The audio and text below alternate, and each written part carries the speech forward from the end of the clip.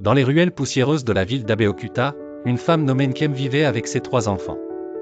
Son mari, Uchenna, l'avait abandonnée un matin, laissant une lettre froissée et une pile de dettes.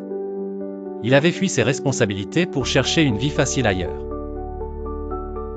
Ce jour-là, le monde de Nkem s'était écroulé. Elle avait regardé ses enfants dormir, leurs petits visages paisibles ignorant de la tempête qui allait les engloutir. Dès l'aurore, malgré ses larmes, elle s'était levée, déterminée à ne jamais abandonner. Sans compétence particulière, elle avait sa foi, son courage et surtout l'amour pour ses enfants. Vendant du PAP dans les rues dès 4 heures du matin, elle appelait les passants avec sa voix éraillée pour survivre. Son aîné, Obiora, 8 ans, observateur, voyait les larmes que sa mère essuyait en cachette.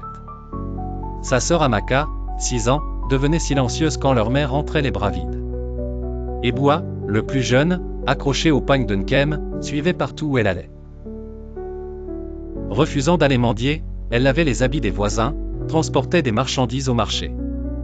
Avec aucune famille pour l'aider, ses enfants étaient sa seule raison de vivre. Malgré les épreuves, elle réussissait à les garder à l'école. Quand Obiora tomba malade à 12 ans, elle passa 3 jours à l'hôpital, priant et vendant sa chaîne héritée pour son traitement. Sous une vie de pauvreté, ses enfants grandissaient dans l'amour. Ils étaient toujours premiers de leur classe malgré les moqueries et jours sans électricité. Nkem ne se plaignait jamais, portant son fardeau avec une dignité admirable.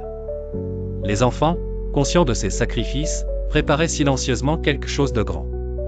Obiora, devenu docteur grâce à une bourse, travailla sans relâche pour amasser des fonds.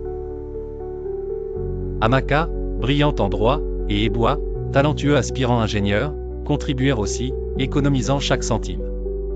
Obiora fut diplômé, Amaka rayonnait à l'université, et Ebua excellait dans ses études.